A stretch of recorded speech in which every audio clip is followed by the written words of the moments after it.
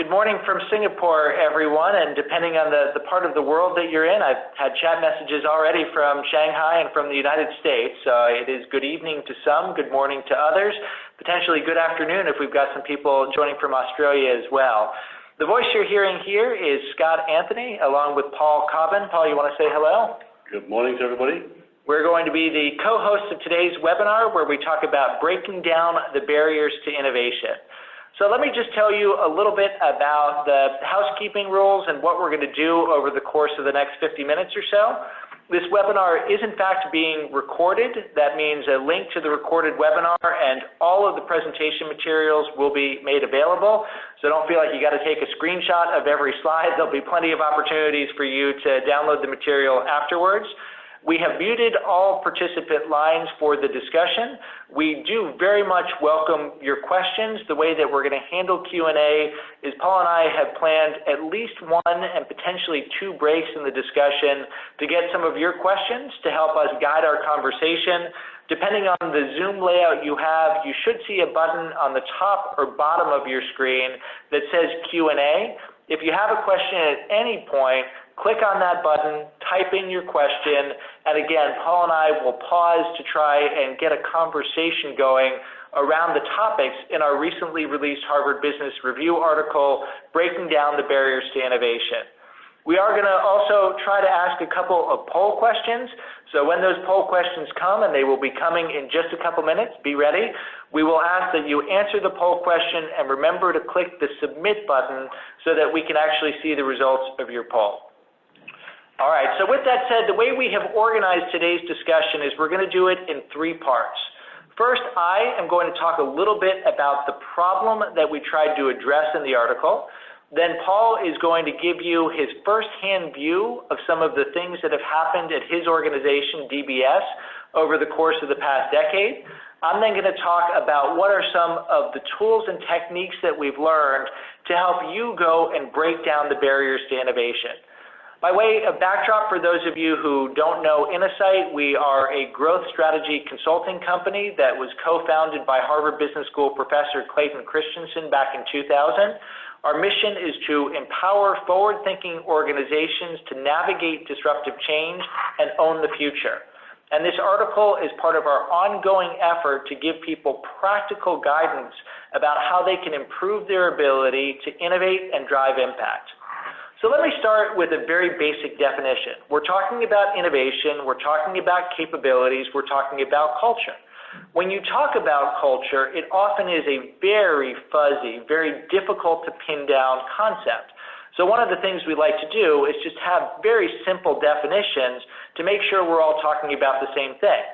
So when we talk about a culture of innovation, what we mean is one in which the behaviors that drive innovation success come naturally. That means the focus when we're thinking about culture isn't what you see on the walls, it isn't the food that's in the corporate cafeteria, it's the specific things you see people doing on a day-to-day basis. Now, what does it take to drive innovation success? There are lots of people who have thought about this. Everybody's got their own language system around it, but we focus really on 5 core behaviors. The first is curiosity, where you'll question the status quo and look for different ways to do things.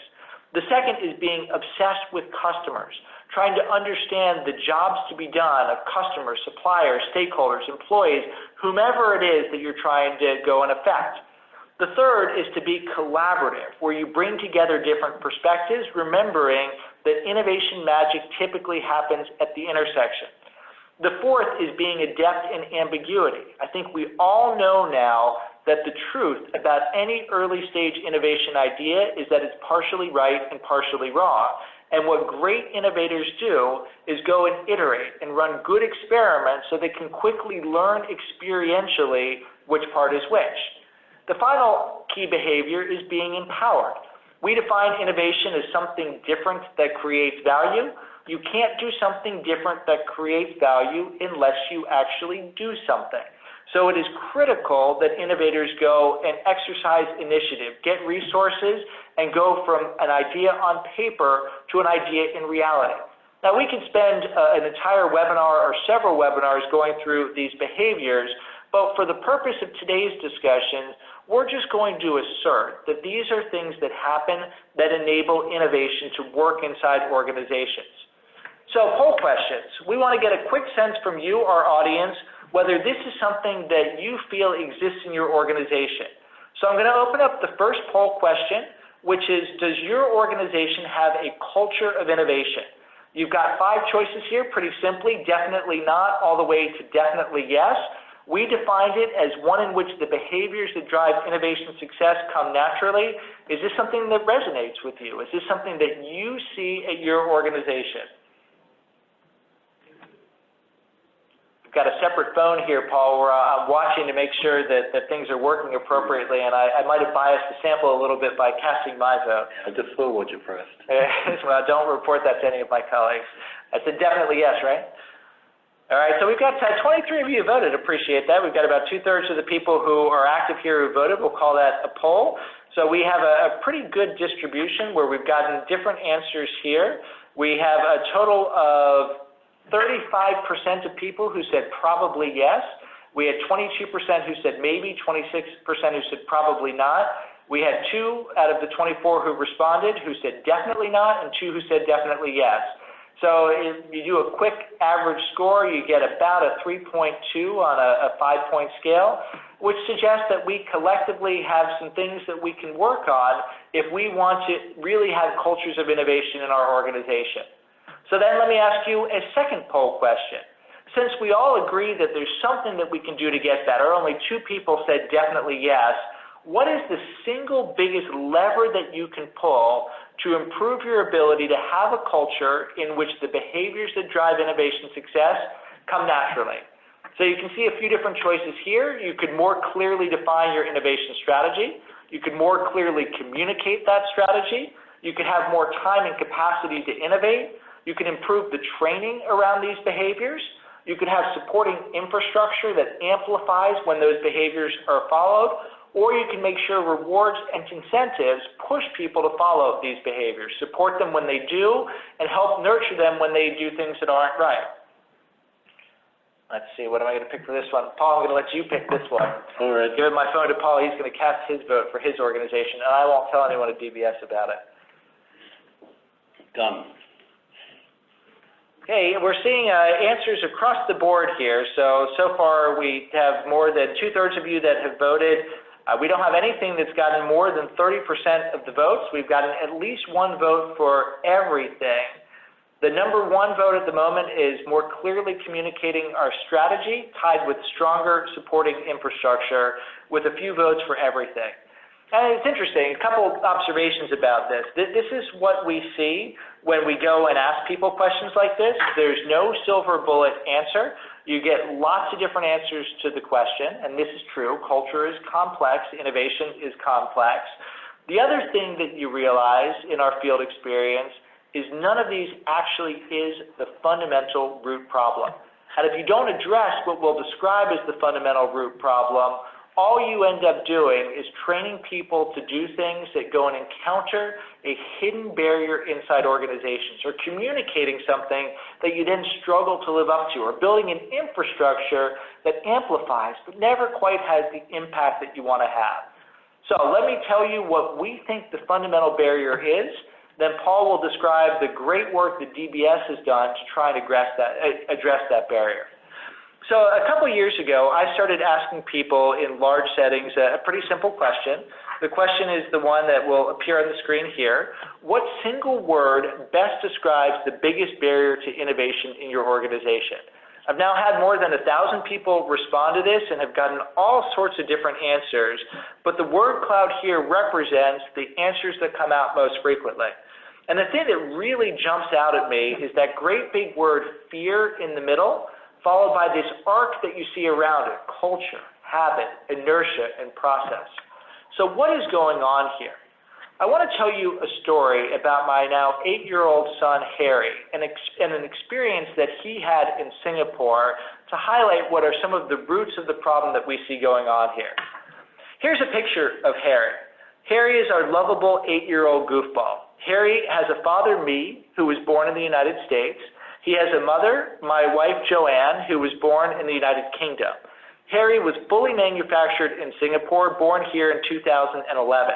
You ask Harry where he's from, he doesn't say any of those countries. Instead, he says he's from Mars, or from the mythical land Harrylandia, where depending on his mood, he is either a king or a god. That's the kind of kid Harry is. He's a lovable goofball. His nickname at school is Happy Harry. When he was asked to draw himself as a cartoon hero, as a superhero last year, he didn't draw himself as Spider-Man or Iron Man, no. He drew himself as Captain Creative. Now, with this backdrop about our Happy Harry, you'll probably be as surprised as we were to hear about an incident involving Happy Harry at our condo in Singapore. The incident is described in the letter that you can see on your screen here. As shared, your children were found vandalizing the flooring at the multi-play court using some materials. It's Singapore, so no surprise, this is captured on CCTV footage. The association goes on to describe how this is inexcusable. What's going on here?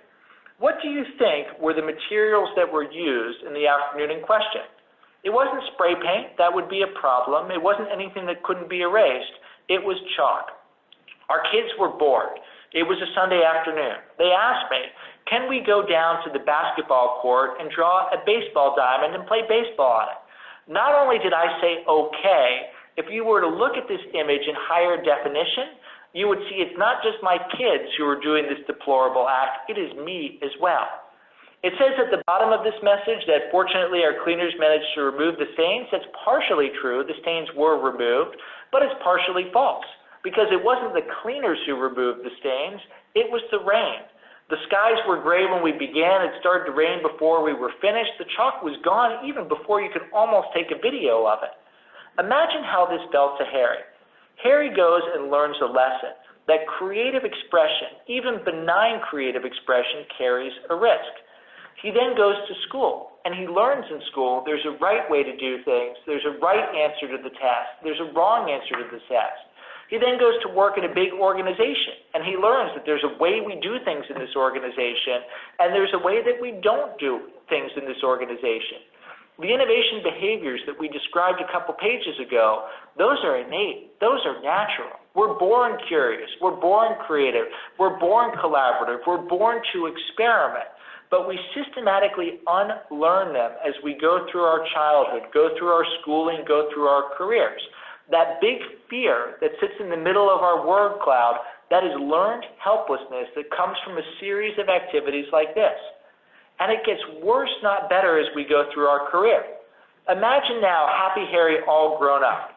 He's working at an established organization, and he says, I am ready. I am ready to fight against this fear, to release the Happy Harry that lies within.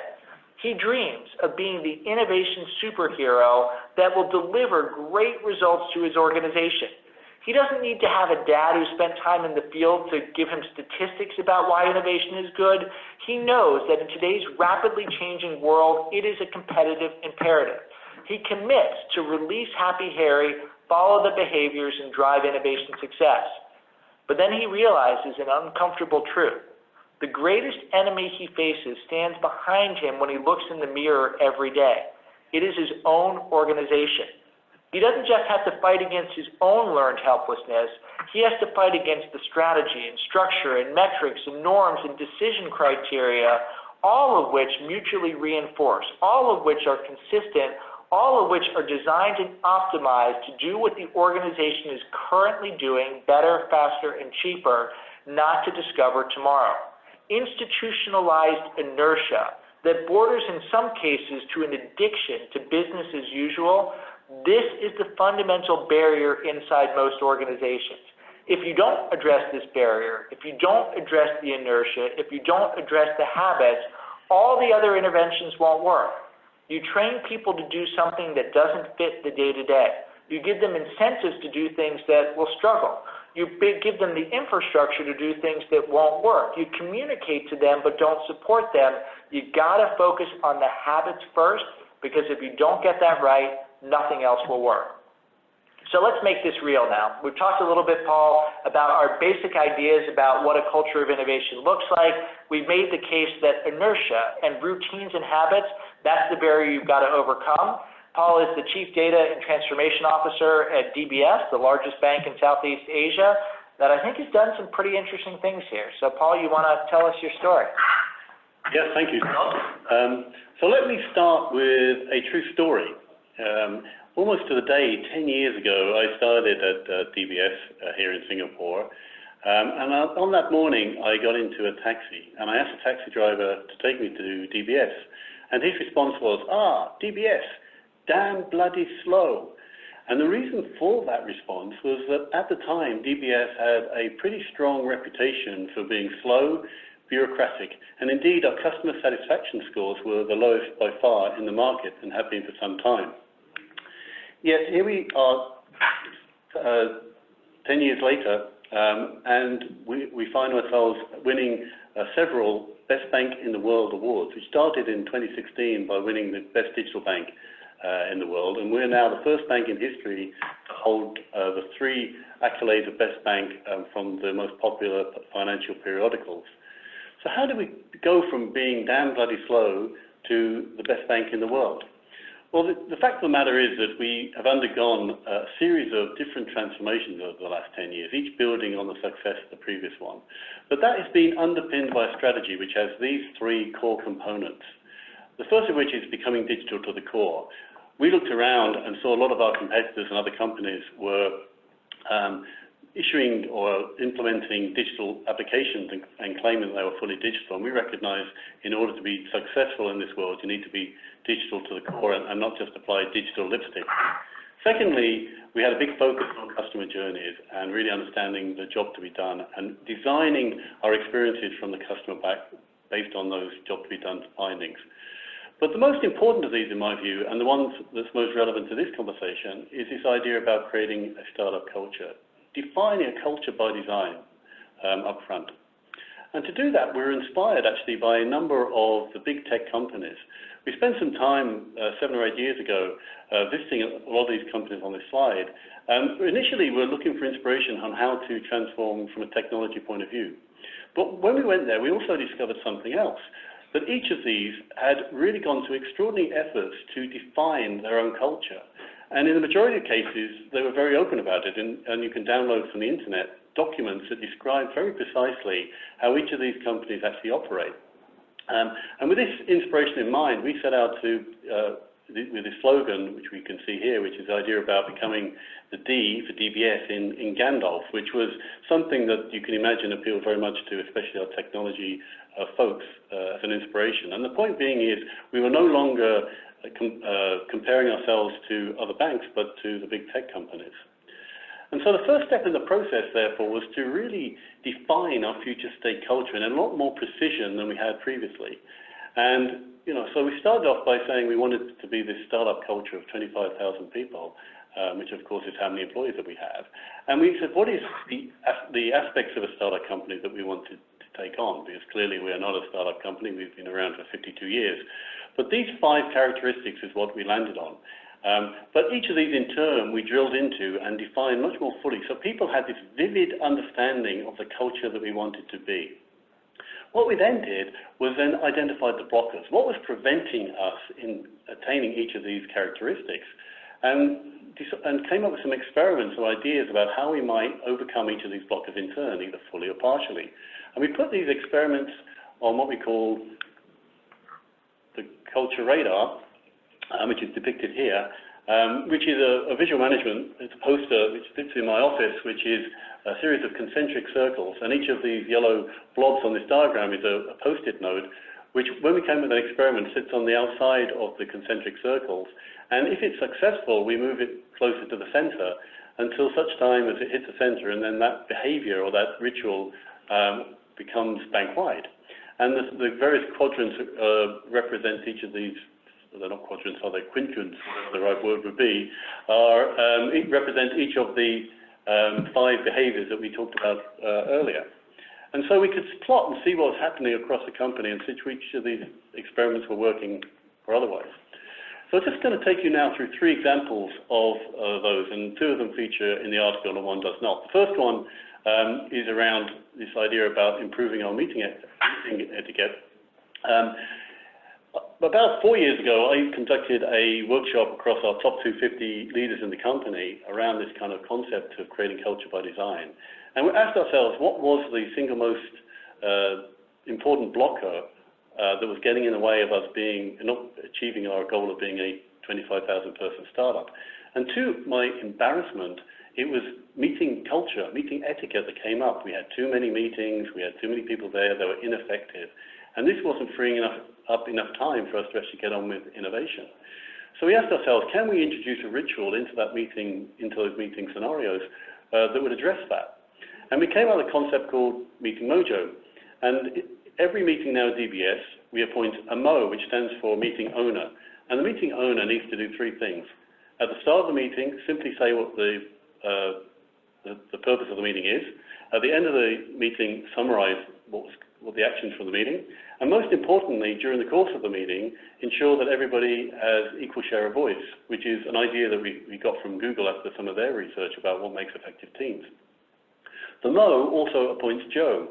And Joe stands for Joyful Observer, and joyful is a nod to our vision of making banking joyful. And Joe simply spends 30 seconds at the end of the meeting just saying how well Mo did those three things. And when we implemented this ritual, when we surveyed our employees afterwards, we found that the effectiveness of our meetings had doubled. And it was just an incredibly powerful mechanism for making behavioral change. And Paul, if I could just jump in for just a second. So the productivity of meetings doubled. There was another thing that I've heard you talk about before, where you said that the perspective that people had that they could openly share and collaborate, that also increased during meetings. That's pretty important too, don't you think? Absolutely. And so what was happening, and this was unplanned, that with the appointment of Joe, what we found, we were actually practicing giving feedback in a safe space, and that was beginning to give people confidence to speak out and without consequence. And the consequence of that was that we found more dissenting views in a very positive, constructive way.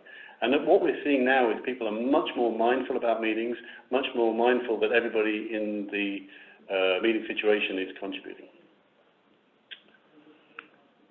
The second example I'd like to talk about is around education. Now, any company that's going through a digital transformation or transformation in general will understand that the re-education challenge is enormous, especially in the technology area. We had a lot of legacy developers, and we were asking them to embrace the new architecture and tech stack. And the learning journey for them was just so huge that we were kind of considering how on earth we were going to do that. So with this idea in mind, we came up with a large amount of experiments, literally hundreds of different attempts at trying to unlock the curiosity of our people so they would be motivated to self-learn. Many of those didn't work, but this one in particular, this idea of a Gandalf scholarship, was particularly successful. And the way it works is that anybody in the company can apply to get 1,000 Singapore dollars, which is about 700 US, and go and learn any subject they would like in any way they would like. So they can go on a course, they can buy books, they can go to a conference. The only ask is that when they've done their learning, they share back. And what we did is that then we video and record those sessions. We put them on our intranet site, and people are free to see them. And literally tens of thousands of views we've seen as a result of this intervention. But more exciting to me is the enthusiasm and the popularity of people applying for these scholarships, because again, we hadn't realized this latent desire for people to teach. So that was a very successful program. The third and final example I'd like to just share with you was to address a blocker that I personally was experiencing. I had about 5 teams in my portfolio who were all sitting on the same floor. It was even within an open plan office, but it was in a very highly structured way. And they were not collaborating in the way that I would have liked them to. So we brainstormed this as a team, and we thought how we might address this. And the team decided they would like to experiment with different office layouts. And I've seen many examples of where people have designed their office spaces with having seen the pictures of Google and throwing beanbags in the corner and expecting people to innovate. But we really thought hard about what is it about the office design that we needed to encourage this collaboration. And through this co-creation, we designed a new workspace which allowed for different types of working in different areas, but more importantly, mixing up the teams that they were almost forced to sit together in a different kind of way, and had a very fresh energy the space, and we created this idea called Joy Space, which is where my team sit today. And again, when we survey people before and after the move, the collaboration in their own self-assessment went up by 40%. So another great example of how that can operate. And so with that, I'll hand you back to Scott. Great. Well, thank you very much, Paul. And you can probably guess from the presentation format there that those are doodles, and those doodles were doodled by Paul himself. Paul, I was particularly impressed. I've seen this many times before, but I had not noticed that you wrote your name backwards in the door in the lower left portion of the page. So that's good work in getting the details right.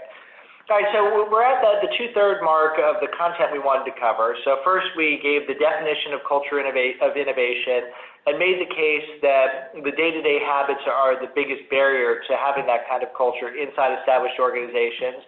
You then got a quick tour into an organization that went from damn bloody slow to a true culture of innovation in a regulated, conservative, process-obsessed country. I think it's a pretty amazing story. So we want to pause here and see if there are questions from the audience. I see that there are a bunch of questions that are already queued up, which is great.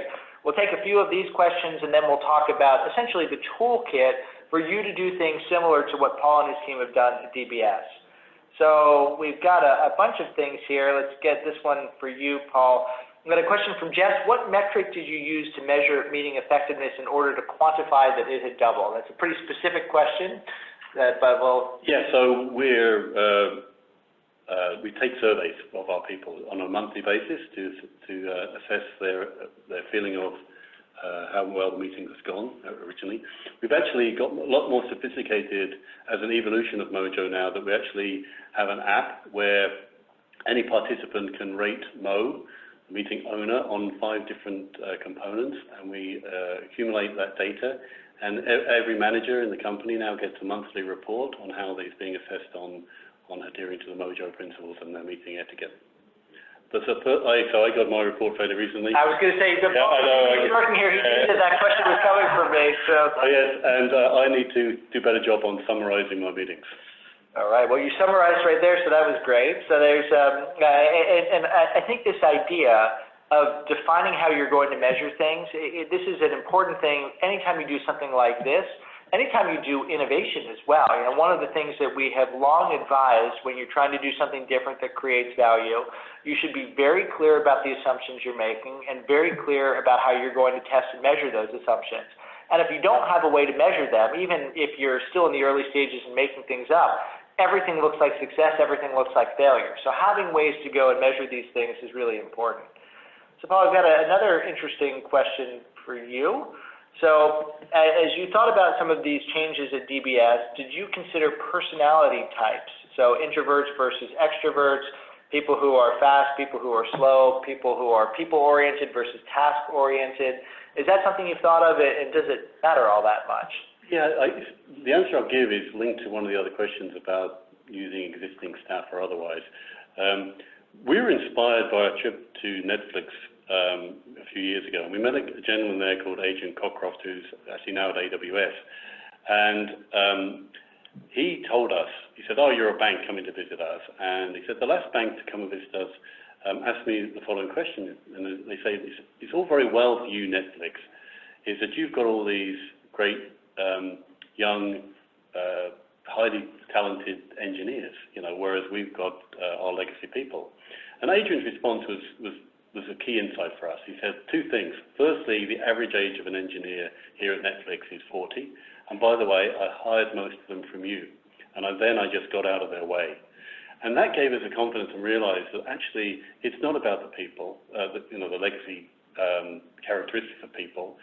We realized that you can indeed teach old dogs new tricks if you provide the right environment for change. Give them the psychological safety to come up with ideas, and give them the creative confidence to go out there and try these things out, knowing that some will fail and some will not. This was when Paul shared that story with me, it really was a aha click moment. And that's different than the narrative you hear in many places. I remember NSA, we had an event last year where we had the CEO of a very large company talking about the transformation journey his company was following, and he said, well, the first thing I had to do was to get rid of 80% of my top 100 people, because they just weren't up for the task. And maybe that's true. Maybe that's what you have to do is just clean house. But think about the pain that you go through to do that. Think about the institutional memory that's lost. Wouldn't it be better if we could say that old dogs can indeed learn new tricks, and there are innovators in our midst if we just think and act in the right way? Well, you have a lot kind of view of that. I see that kind of role as almost a leadership failure. If you've got to get rid of 80% of your people, then there's something fundamentally wrong with the climate of your company that you failed to do as a leader, or put in place as a leader. Right, strongly stated. Okay, Paul, let's take one last question now. We will have another pause for questions, I think. So if we didn't get your question, we'll try and get it next time. If you've got other questions, please click on the Q&A tab and we'll try to get to them. So we've got a question here from Troy. Does a culture of innovation need to start with the CEO? So how important is having a Piyush Gupta be kind of the staff carrier, I guess you would call it, using the Gandalf metaphor for something like this? Yeah, so Piyush obviously is our CEO, and there is no doubt that we would not have been successful without his sponsorship. What I failed to say in my story at the beginning that somebody started 10 years ago, and that was Piyush himself as our CEO, and he had a very strong vision, has been highly supportive of all the transformation work that myself and my team have done. And it's his consistency of his vision, his tenacity that's provided the environment that's enabled us to succeed. I think it is possible to make improvements in divisions of companies if you've got the right support at the top, but unfortunately, the fact of the matter is that without executive sponsorship, then it's extraordinarily difficult to make progress. I think certainly at a corporate-wide level, our experience should be the same, though the toolkit we're about to share here is something that we have seen deployed at the level of a team, group, or department. Because, within any broad culture, there are subcultures, and you could be an HR function, you could be in a particular geography, and you will have some things that are core and common and some things that are distinct.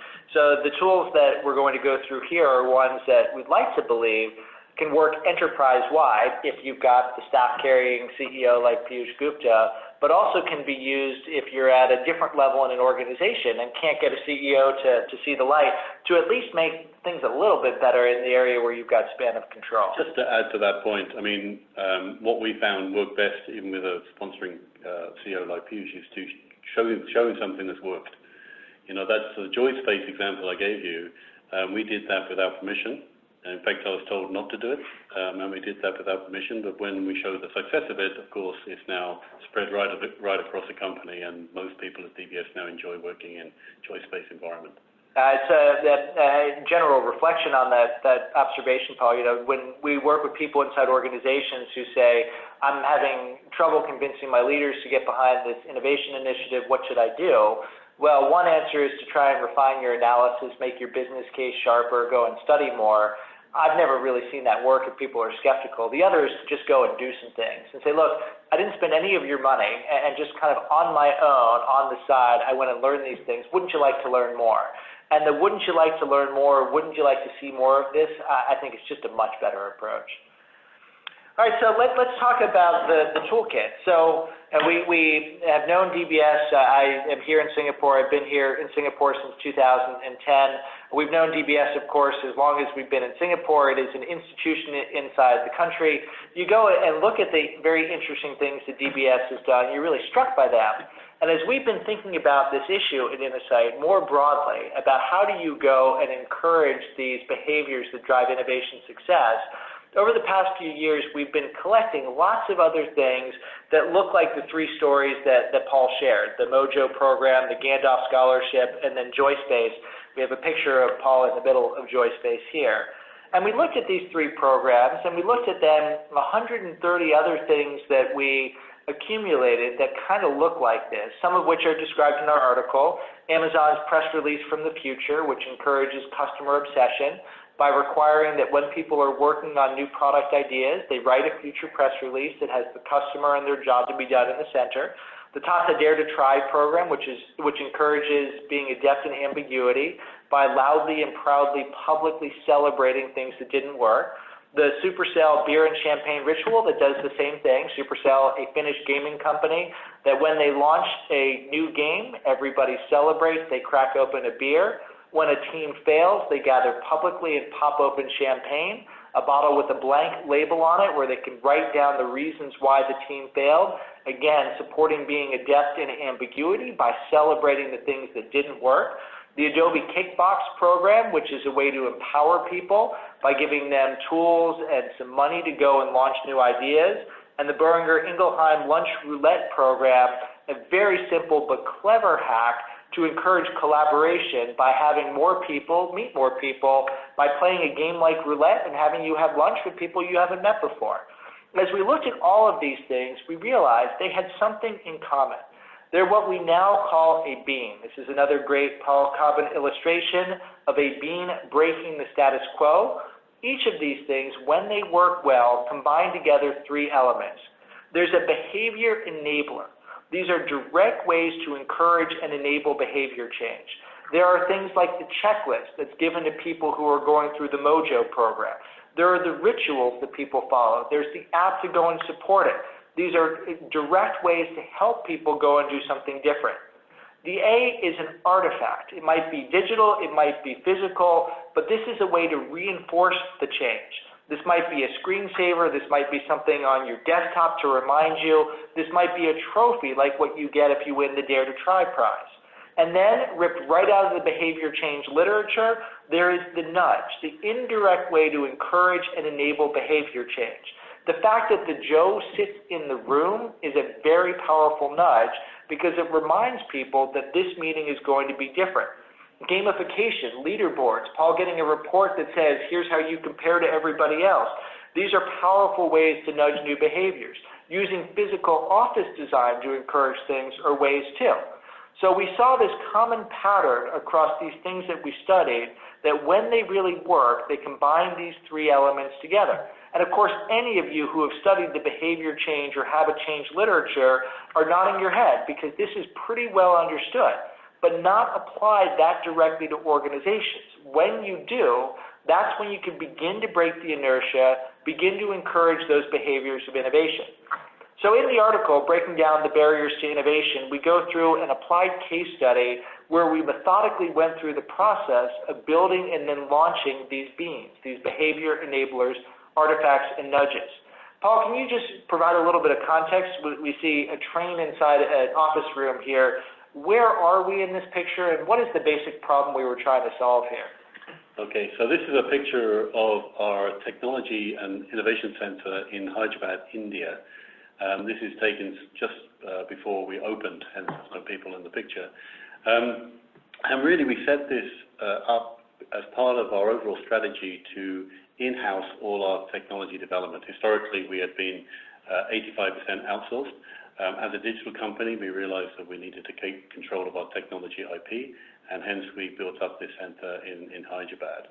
And so the context here was that we really wanted to have this unique opportunity to set up a new organization within an organization, and our hypothesis was that, question we asked ourselves, can we set up this with a unique culture that we could then influence the rest of the company to move towards? And then that's where the inner side intervention began.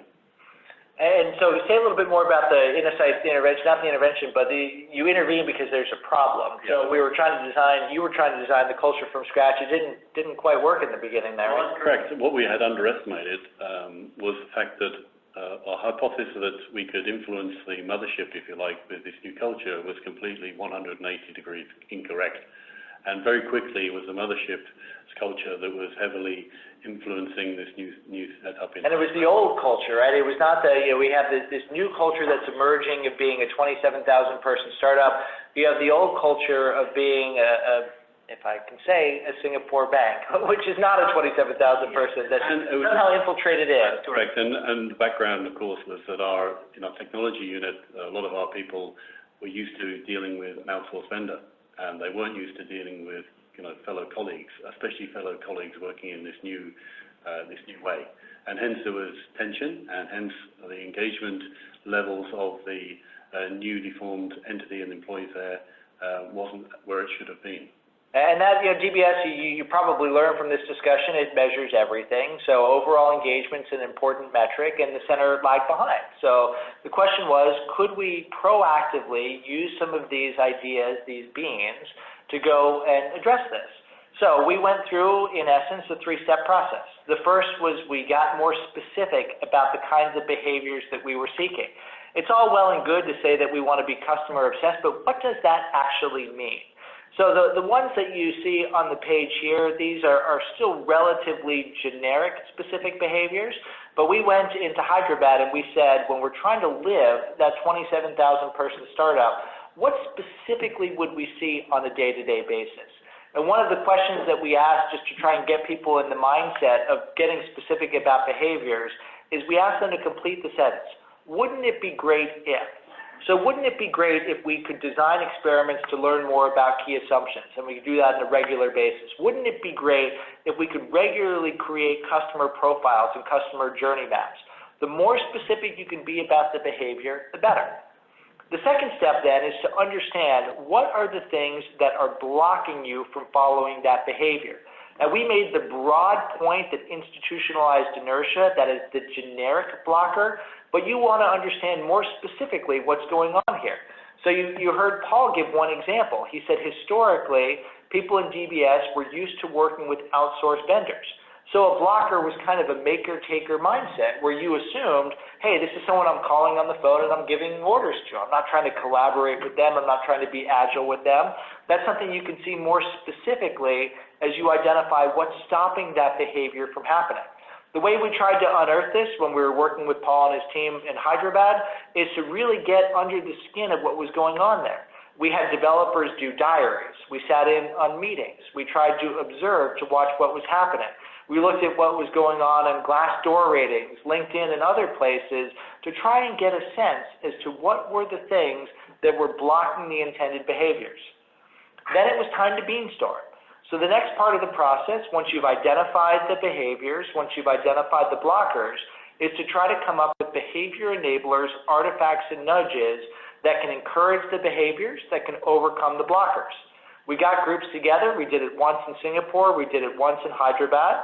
We gave them stimuli, such as beans that we had seen address similar blockers in other contexts, some beans that we had thought of, and we had the group get together and begin to co-create what might be specific rituals, specific beans that they could do.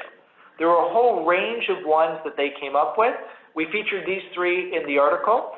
The first one tried to address this issue where sometimes there would be games of broken telephone. There'd be the maker-taker mindset where people had different views. We call this the culture canvas. It was inspired by the business model canvas that many of you, I'm sure, know from Alexander Osterwalder. This is to put on a single page what are the rules of engagement for the team? What is the culture that we want to have as a team? Where is there permission to experiment and where is there not? You can see in the little image here, there are pictures of the team. There are signatures on it to try and make sure everybody had a common view of these things. The second thing you see here is something called team temp. One of the challenges that we identified, one of the blockers, is people feared if they were candid about their viewpoints, they would be punished. This is a very simple app, very simple poll that gets asked at the beginning of each week. It's basically two questions. How are you feeling? And what is one word to describe why you're feeling that way? A very quick dipstick gauge that helps you understand how people are feeling so you can have a conversation about it. The third, one of the challenges that we observed is people didn't feel like there was space to go and experiment and innovate. So we ripped a page out of the Google playbook and said everybody should have a 70-20-10 portfolio where 70% of their work will be focused on day-to-day activities, 20% will be other things that affect their team, group, or department, and 10% would be free time where they could play and do very different things. As we went through this process, we gave people guidance about what it takes to have a bean stick. We came up with another acronym. The editors at Harvard Business Review wouldn't let us get Mojo, Bean, and Sprout into the article, so it's not actually in the article. But this is the thing we guided them to do. Make sure it's simple. Make sure it's practical. Reinforce it by helping people with how-to guides. Make sure it's organizationally consistent. You're not rewarding people for doing one thing and telling them to do something else. Make it unique. Make it fun, just like Mojo is. and make sure it is something that you can track, adjust, and scale. Now, there is a lot of other things that happened at Hyderabad. I don't want to say that this is the only thing that happened there, but this was a key component to try and actively shape the culture at this development center. So Paul did all of this work. I mean, we wouldn't be having this conversation if it absolutely failed, but tell us the end of the triumphant end of the story. Well, yes, it was a very happy ending, which obviously our engagement scores have rocketed since we first launched. And in fact, now the centre has been recognised several times as a great place to work with highly engaged employees. And the original intent of the place was to be a kind of a guiding light for the culture of the company, has indeed now been realised. So there you go. So let me bring you up to here. We're now going to have another moment where we see if we've got any other questions for the audience before we synthesize what we've talked about, put it into a slightly broader context, and then Paul and I will each give you our parting thoughts. But to get to here, we started by defining a culture of innovation as one in which the behaviors that drive innovation success come naturally. We detailed those behaviors. We said the biggest barrier is established habits, institutionalized inertia. You heard a story about a DBS that went from damn bloody slow to recognized as the best, most innovative bank in the world. You heard one key ingredient there was behavior enablers, artifacts, and nudges. And then you heard a pretty simple three-step process to go and create your own being, where you define the specific behavior, you identify the most critical blockers, and you then come up with a behavior enabler, artifact, and nudge to encourage the behavior and overcome the blocker. Before we talk about just a few implementation tips and give you our parting thoughts, want to see if we've got any other questions that have come in. So we had a question from before that I hope we addressed. How do you define desired specific behaviors from the general ones? You saw there some of our tips about some of the ways you get a little bit deeper about it. Paul, any other thoughts there about the things that you've learned about getting specific about the behaviors you're seeking? Yeah, the important thing is to get people talking about it, and then by people talking about it, you create stories, and then you see a converging view of what that actually means. And one of the techniques that you introduced, Scott, to us was this idea about using humour into the process. That we had a process where we had a cartoonist called Tom Fishburne, who worked with us, and we gathered a number of people from DBS around the table and listened into our conversation describing one of these characteristics. So, for example, being customer obsessed. And of course, when people talk about it, we gently mock each other and say, yeah, we're not really customer obsessed, we don't behave in that way. And by listening into those conversations, he was able to actually draw a cartoon, which is highly specific for, in this case, DBS, one for each of the characteristics, which we then used as very powerful conversation starters and in a very safe way, because it became okay to gently mock ourselves and recognize we weren't there yet.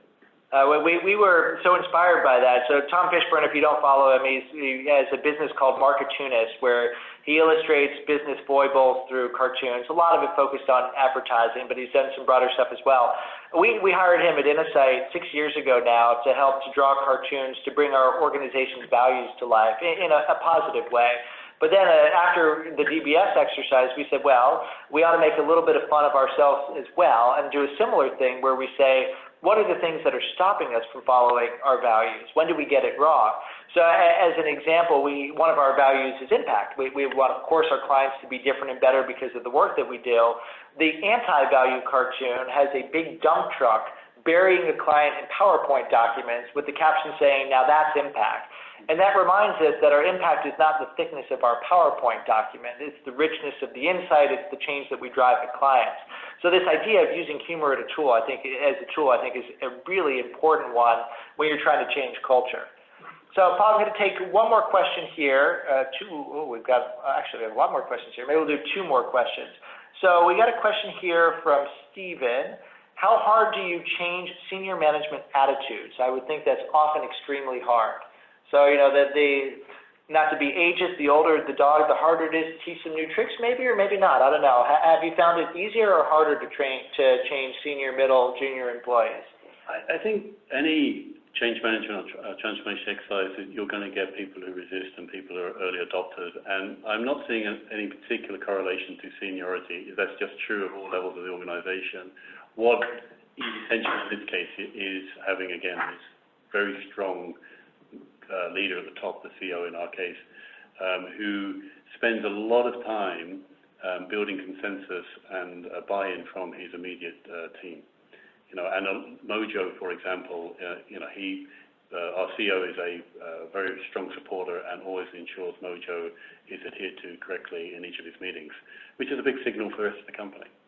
Yeah, absolutely. And I've heard, even outside, you hear stories of moments when Piyush was the Mo in meetings and the way he positively responded to feedback. And those stories are, we all know, a big part of the change effort.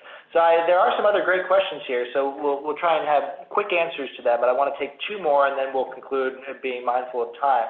So Mark had a question here. In your experience, how distributed do you see the effort to come up with beans? So I guess the question behind that is, do you go and crowdsource this? Is it a small group of people that comes up with it? As you've thought about things like the moment when Mojo is created or Raccoon, which Paul and I are working on, we won't distract you with what that is, but we're working on an article about it. How many people do you involve in it? Small. Start small. If you go back to the idea of the culture radar, is that you want to run lots of different experiments to see which are most effective, and to do that you need to start small. But when you start seeing success, then you very quickly scale and you move towards a center of the culture radar, if you like. So very quickly from forming the idea of Mojo, testing it, finding that it worked, would be measured in weeks, a small number of weeks. And this is, I think, no different than general principles for innovation, right? So you might get lots of people involved in trying to diverge and give you lots of ideas, but ultimately you need somebody who owns. If you don't have someone who owns, nothing ever happens, and then you go and run the pilot, you expand, etc. So last question, Paul. What role has the innovation team had in the culture change journey at DBS? That's an interesting question, because over the course of the last 10 years, we had a couple of false starts on how we organized our innovation team. We made the famous mistake early on of asking our most talented people to go into a room and have them don't come out until you've invented time travel or something similar. Realizing that wasn't going to work, we then created a very diverse, very young set of people who form a small innovation team as part of my group. And we have given them one rule. They're entitled to do whatever they want. They can go wherever they want in the company, but under no circumstances are they allowed to innovate. And the reason for that is that they need to teach the rest of the company how to innovate. And they do that through a series of programs, which we've evolved over time, and literally, probably 50 different programs over the course of the last 5 or 6 years. And this again gets to the point that the innovators are there. They just need help being brought out. So we have no illusions here. This stuff isn't easy. If you pull back from the DBS story and look at other broad culture change efforts, what Satya Nadella has done at Microsoft, what Scott Cook and team have done at Intuit, and so on, you generally see 6 steps, not always followed exactly in this order, but there's some kind of evocative story about what tomorrow's culture will look like. Somebody goes to identify what's standing in the way of success. You have these beans to go and drive day-to-day habit change. That's reinforced in the key systems. We could talk about that at DBS, about how you make sure KPIs and other things align with what you're trying to do. Leaders go and role model these behaviors, and you iterate. You use data to track and measure your progress. DBS is a 10-year story, and I think, Paul, it's fair to say it's still a work in process. There's still a lot of things to do. But of course, there are ways that you can accelerate the start of the journey. We've been experimenting with some of our clients around a 6-week sprint, where you go and very quickly do some pretty simple analyses to diagnose what's going on today, design what you want tomorrow to look like, at least roughly. You provide a group of people an immersive experience where they feel what tomorrow's behaviors look like. You then beanstorm to say, how do we make these behaviors things that can occur more naturally? And then you begin to think about how you can go and spread it. We've done this with HR departments, we've done this with geographies, we've done this with particular teams, and it's something that we've seen repeatedly over a short period of time. You can actually really get clear about the problem and come up with 1 or 2 interventions that have worked, that end up having impact. Of course, that's just the beginning. You go from a sprint to a pilot to a full launch, And the more you go and do this, the deeper you get into enabling infrastructure. But this isn't something that it takes 10 years to feel any impact. If you do this in the right sort of way, with the right focus and the right support, you can have quick impact in a really short period of time. All right, Paul, we're at the end of our time together. I've got a concluding thought that I want to end with, but before that, any last sage words of advice for our listeners here? Before I give you my sage words of advice, I just thought as Joe of the meeting, if you'll know, I'll just give you some 30-second feedback, if that's all right. Please. So I think you did a pretty good job at stating the purpose of the meeting, and your summary was excellent. Well done. And through the Q&A, I think we established pretty good equal share of voice, so well done. So what do I have to work on? Well, that would have to go on to maybe a little bit more data-driven, maybe, I don't know. Anyway, so sage words of wisdom. I think from my experience working with this methodology, it's become clear to me that this is a fundamentally extremely powerful mechanism to do what most people think is impossible, and that's to change culture. Oh yes, we've been working on this for 10 years, and it's not the only thing that we have done. But if you can break down this problem into these components which become manageable, and using experiments, having this approach, we have clearly made such a powerful change in the company, which means that you can continue to do it. Having put in the Mojo ritual, we've developed that now, and it's become even more powerful. So we have a mechanism to continue to change the culture of the company. Awesome. Thank you very much, Paul. My final word is going to involve a picture, and then we will call this a webinar. So I told you the story of my Happy Harry. Happy Harry is one of my 4 children. There they are, Charlie, Holly, Harry, and Teddy. And as I've watched my children grow over the last 14 years, in parallel to advising organizations like DBS on the challenges of innovation and growth, I have come to a belief that now borders on a conviction. And the belief is the world's greatest untapped source of energy isn't in the wind, it isn't in the water, it isn't in the sun. It's inside of our large established organizations that are filled with people that once were Curious Charlie and Hopeful Holly and Happy Harry and Thoughtful Teddy. I view my job as a parent now to make sure that my children never lose that native curiosity. They never lose their love of learning. I view our job as advisors to large companies to help them harness, recapture, and amplify the latent innovation energy that lies within. We know the potential is there, and Paul and I hope that we've given you some of the tools and languages so you too can go and have this kind of impact inside your organization. Thank you very much. If there are any questions we did not answer, please feel free to contact us at the email addresses you see on the screen here. The slides are available at the URL at the bottom of the screen, and you will also, as a participant, get a summary email that's got a recording of this and has access to the slides as well. So thank you all very much, and have a good rest of your day or evening, depending on where you're calling from. Bye-bye.